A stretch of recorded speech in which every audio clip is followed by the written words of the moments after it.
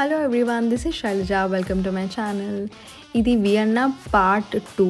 చాలా రోజుల తర్వాత అప్లోడ్ చేస్తున్నాను. బికాస్ ఆఫ్ సమ్ రీజన్స్ నేను అప్లోడ్ చేయలేకపోయాను. బట్ లేటెస్ట్గా సో అస్సలు మిస్ అవ్వకుండా చూడండి. వియన్నా అంటే మనకి మ్యూజియంస్ గుర్తొస్తాయి కదా, ప్యాలెస్ మ్యూజియంస్ గుర్తొస్తాయి కదా. బట్ అది కాకుండా దీంట్లో ఒక వెరీ ఫేమస్ టూరిస్ట్ అట్రాక్షన్ ఉంది. సో వీడియో మొత్తం మిస్ అవ్వకుండా చూడండి. Once again, welcome to my channel, Shailaja Dornala. So ఈ ప్లేస్ సిగ్రోతే నియర్ హుటన్బ్రూలో ఆస్ట్రేలియాలో ఉంది. చాలా బాగుంటుంది ప్లేస్. ప్లస్ వియన్నా నుంచి 1.5 hours జర్నీ ఉంది. సో వచ్చేయండి, చూసేద్దాం. మైన్ లోపలికి వెళ్ళడానికి ఇది ఎంట్రన్స్. సో మైన్ లోపల 9 degrees టెంపరేచర్ ఉంటుంది. సో బాగా చల్లగా ఉంటుంది. సో మనము జాకెట్స్ అండ్ షాల్స్ వేసుకోవడం కంపల్సరీ, లేకపోతే బాగా చల్లగా ఉంటుంది. ఏ సీజన్ అయినా అంతే ఉంటుంది. సో వాళ్ళు ఇక్కడ ఆల్రెడీ పెడతారు, మనం అవి తీసుకొని లోపలికి వెళ్ళచ్చు. స్టార్టింగ్లో చూసినప్పుడు కొంచెం భయం అనిపించింది, బికాస్ లోపలికి వెళ్తూనే నడుస్తూనే ఉన్నాం. సో మెయిన్ మైన్ అయితే కనిపించట్లేదు. బట్ మంచి ఎక్స్పీరియన్స్. మనం ఇప్పుడు ఏదైనా ప్లేస్కి వెళ్ళినప్పుడు నేచర్ని ఎంత ఎంజాయ్ చేస్తామో, ఇట్లాంటి హిస్టారిక్ ప్లేసెస్ని కూడా చూడడం అనేది చాలా ఇంపార్టెంట్. ఇది World War IIలో యూజ్ చేసిన మైన్ అంట. సో ముందు చూడండి, చాలా ఇంట్రెస్టింగ్గా ఉంటుంది. సో మైన్ లోపలికి వచ్చేసాము. అక్కడ మైన్ లోపల మీరు పక్కన చూస్తే స్టూడెంట్స్ కూడా, వీళ్ళు స్కూల్ స్టూడెంట్స్ కూడా మంచిగా లోపల మైన్ లోపల చూసి వస్తున్నారు. సో ఆక్సిజన్కి ఎటువంటి ప్రాబ్లం ఉండదు, లేకపోతే లోపలికి వెళ్తే ఎలాంటి డిఫరెంట్ స్మెల్ ఇట్లా రావడం ఇట్లా ఏమి ఉండదు. కంఫర్టబుల్గానే ఉంటుంది.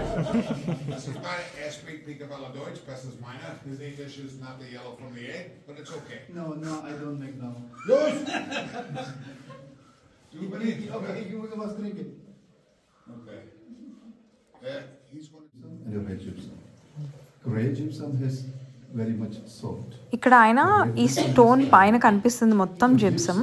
దీన్ని అగ్రికల్చర్లో ఫర్టిలైజర్ లాగా యూజ్ చేస్తారంట.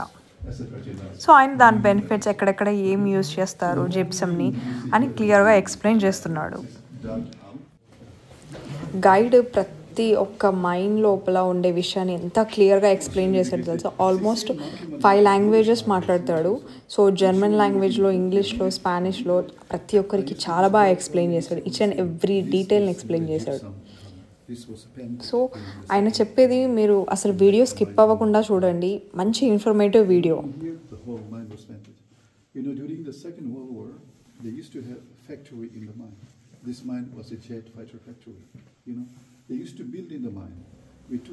సో దీన్ని జెట్ ఫ్యాక్టరీ లాగా, వరల్డ్లో ఫస్ట్ జెట్ ఫ్యాక్టరీ అంట ఇది. సో World War IIలో యూజ్ చేశారు. ఇక్కడ పార్ట్స్ తయారు చేసి ఆ పార్ట్స్ని వియన్నా ఎయిర్పోర్ట్కి తీసుకెళ్ళి అక్కడ అసెంబుల్ చేసేవాళ్ళంట. ఆల్మోస్ట్ 2000 వర్కర్స్ని ఫోర్స్ చేసి అక్కడ తీసుకొచ్చి వర్క్ చేయించారంట. ఎంత కష్టం కదా అసలు, వింటుంటేనే చాలా బాధ అనిపిస్తుంది. సో ఇక్కడ జెట్ ఫ్యాక్టరీస్ని తయారు చేసి ఈ రూట్ నుంచి బయటికి తీసుకొని వెళ్ళేవాళ్ళంట. This is the main entrance. పాపం ఎంత కష్టపడి ఉంటారు కదా. మీరు ఇక్కడ ఇమేజెస్ అటాచ్ చేశాను, చూడండి అప్పట్లో ఎలా ఉండేదో. సో కొన్ని ఆల్మోస్ట్ World War II తర్వాత అన్ని పార్ట్స్ని డిస్ట్రాయ్ చేసేసారు. కొన్ని పార్ట్స్ దొరికితే వాటిని రీస్టోర్ చేసి ఇట్లా టూరిస్ట్ అట్రాక్షన్ లాగా పెట్టారు. సో అప్పుడు ఎలా పార్ట్స్ యూజ్ చేశారు, ఎలా ఉంటుంది అని చూడడానికి ఒక ఇన్ఫర్మేషన్ లాగా ఉంటుంది కదా, అందుకని.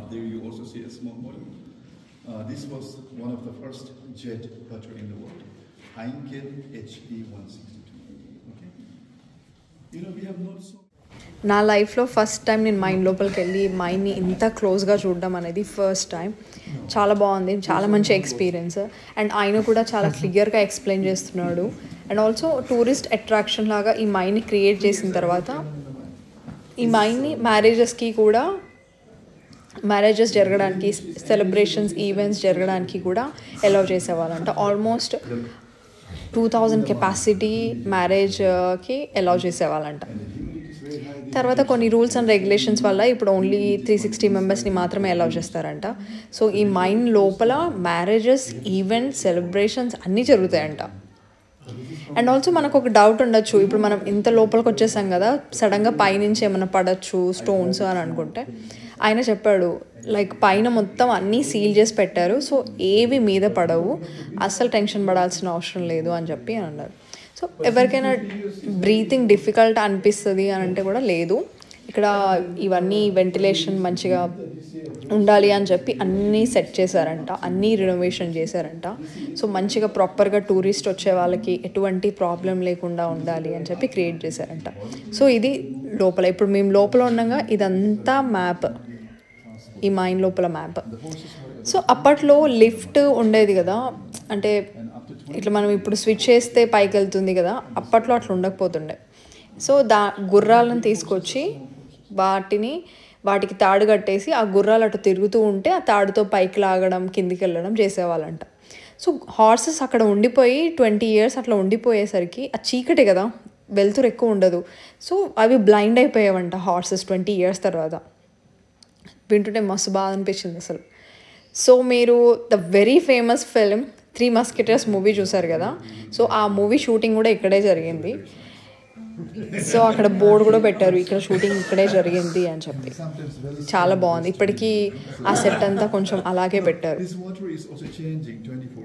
ఈ వ్యూ అయితే అసలు ఎంత బాగుందో, సూపర్ అనిపించింది నాకు. కెమెరాలో ఎంత క్యాప్చర్ అయిందో నాకు తెలియదు కానీ, బట్ లైవ్గా చూస్తే మాత్రం it's a different experience.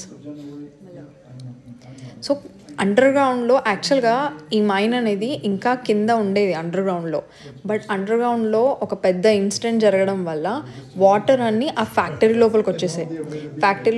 Factory లోపలికి రావడం వల్ల ఇప్పుడు పైన మైన్ మాత్రమే మనం చూస్తున్నాం, కింద లోపల ఇంకా చాలా పెద్ద మైన్ ఫ్యాక్టరీ ఉందంట, బట్ అదంతా వాటర్ వచ్చి ఆక్యుపై చేసేసింది. సో దానివల్ల అది కంప్లీట్గా క్లోజ్ అయిపోయింది. సో ఇది కిందికి వెళ్తున్నాం. సో వాటర్ వచ్చేసాయని చెప్పాను కదా, సో ఆ వాటర్ లెవెల్లోకి వెళ్ళి అక్కడ ఒక చిన్న బోట్ రైడ్ లాగా కూడా ఉంది, బోట్ రైడ్ చాలా బాగుంది. చూడు ఇలా గుర్రాలని కట్టేసేవాళ్ళు, ఆ మధ్యలో స్టిక్స్కి దారం కట్టేసి ఇంకా పైకి కిందికి లాగడం, హార్సెస్ లాగడం జరుగుతుందంట.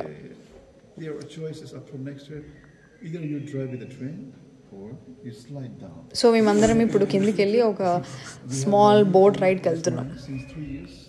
చాలా బాగుంటుంది అసలు, చూడండి ఎంత విచిత్రంగా ఉంటుందో ఆ బోట్ రైడ్ కూడా. ఆ వాటర్ మనం నార్మల్ వాటర్లో బోట్ రైడ్ వెళ్ళుంటాం కానీ మైన్ లోపల వాటర్ ఉండి ఆ వాటర్ లోపల బోట్ రైడ్ వెళ్ళడం అనేది చాలా డిఫరెంట్ ఎక్స్పీరియన్స్. అక్కడ ఒక బోట్ కనిపిస్తుంది కదా మంచిగా గోల్డెన్ కలర్లో, అది 3 Musketeers షూటింగ్లో యూజ్ చేశారంట, ఇప్పటికీ అది అక్కడే ఉంది. సో ఎవరైనా స్పెషల్గా బోట్ రైడ్కి వెళ్ళాలి, లైక్ క్యాండిల్ లైట్ డిన్నర్ అలా బుక్ చేసుకుంటారు కదా, సో అప్పుడు వాళ్ళు ఆ బోట్ని బుక్ చేసుకుంటారంట. అమ్మ బాబోయ్, అసలు మైన్ లోపల వాటర్లో బోట్ రైడ్, దాని మీద క్యాండిల్ లైట్ డిన్నర్ అంట. బాబోయ్ అనిపించింది నాకు. మీకు ఎలా అనిపించిందో ప్లీజ్ డూ కమెంట్. అసలు మీరు మైన్ లోపల వాటర్లో క్యాండిల్ లైట్ డిన్నర్ ఎలా ఉంటుంది అని ఇమాజిన్ చేసుకుంటున్నారు? మీకు నచ్చుతుందా? Please comment below. సో నేను అడుగుతున్నా, బాగా లోతుగా ఉంటుందా అంటే అంత లోతు ఏమి ఉండదు, జస్ట్ 2 meters లోతు ఉంటుంది అంతే అని అంటున్నాడు.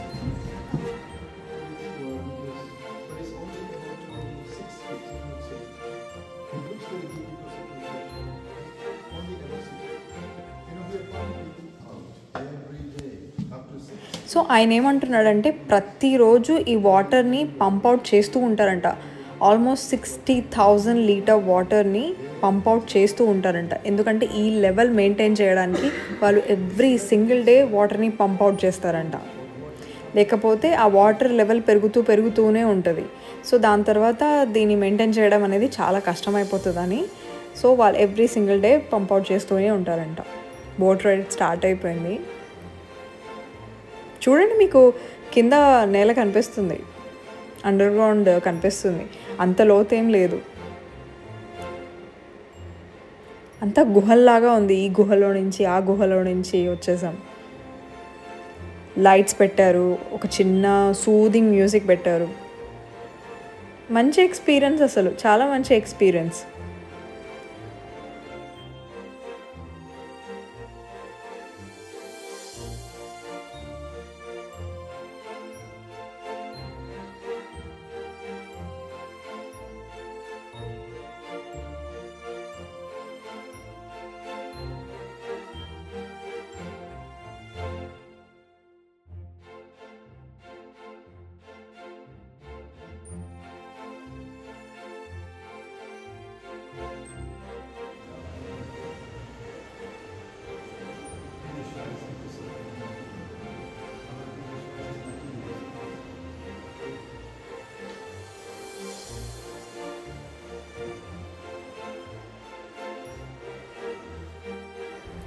సక్సెస్ఫుల్లీ బోట్ రైడ్ అయిపోయింది. సో ఇక్కడ మ్యారేజెస్ కూడా జరుగుతాయని చెప్పారు కదా, సో మ్యారేజ్ హాల్ చూడడానికి వచ్చాను. అమ్మో అసలు చాలా పెద్దగా ఉంది. దీనికి డెకరేషన్ లైట్స్తో అన్నీ చేస్తే మాత్రం సూపర్ ఉంటుంది. సో ఎవరికైనా యూనిక్ మ్యారేజ్ ఎక్స్పీరియన్స్ కావాలంటే మాత్రం ఇక్కడికి కంపల్సరీ రావచ్చు. వర్త్ ఇట్ అసలు. చాలా చాలా బాగుంది, చాలా పెద్దగా ఉంది, స్పేషియస్గా.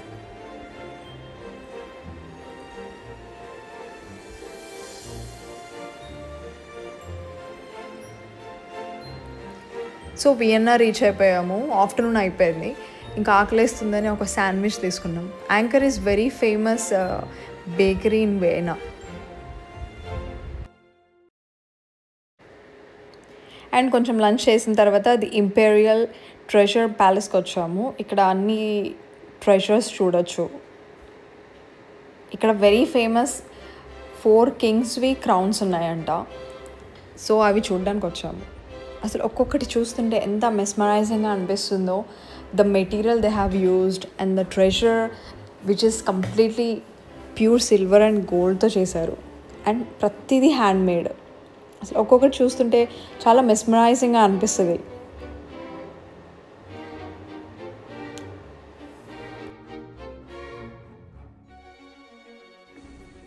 అక్కడ కనిపిస్తున్న కింగ్ క్రౌన్ అండ్ చేతిలో పట్టుకునేవి ఈ డిస్ప్లేలో పెట్టారు.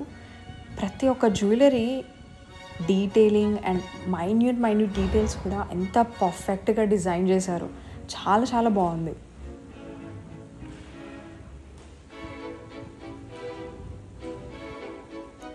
ఫోర్ కింగ్స్ అని చెప్పాను కదా, ఇప్పుడు చూసిన king 1 of the 4 కింగ్స్లో 1 of the king అనమాట. వాళ్ళ డ్రెస్సెస్ కూడా ప్యూర్ వెల్వెట్ క్లాత్ మీద ఎంబ్రాయిడరీ వర్క్ చేశారు, which is completely made up of hand అంట. అప్పట్లో వాళ్ళు చాలా హైట్ అండ్ హ్యూజ్ పర్సనాలిటీస్ ఉండేవి కదా, సో హెవీ డ్రెస్సెస్ అయినా జ్యువెలరీ అయినా బాగా మెయింటైన్ చేసేవాళ్ళు.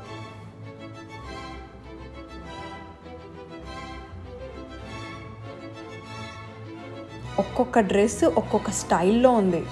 కింగ్ ఒక డ్రెస్సింగ్ స్టైల్, కింగ్ కొడుకు ఒక డ్రెస్సింగ్ స్టైల్. ఇది కింగ్ డ్రెస్. నాకైతే ఇది బాగా నచ్చింది. నాకు అన్ని డ్రెస్సెస్లో ఫేవరెట్ డ్రెస్ ఇదే. రెడ్ కలర్ వెల్వెట్ క్లాత్ మీద మంచి ఎంబ్రాయిడరీ వర్క్. ఇది బేబీ క్రాడల్ ఉయ్యాల. ఈ ఉయ్యాలని ప్యూర్ సిల్వర్ అండ్ గోల్డ్తో తయారు చేశారు. ఎంత బాగుందో అసలు. అండ్ ఇవి queen jewellery, full of diamonds.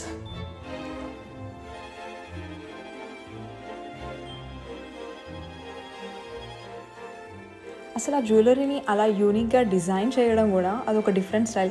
ఒక్కొక్క కంట్రీకి ఒక్కొక్క యూనిక్ స్టైల్ ఉంటుంది జ్యువెలరీ డిజైనింగ్లో. దాంట్లో Vienna is very very unique. And ఇది గ్రీన్ కలర్ది ప్యూర్ ఎమరల్డ్. అది ఒక స్టోన్, దాని లోపల అది ఇట్స్ ఎ జ్యువెలరీ బాక్స్ అంట.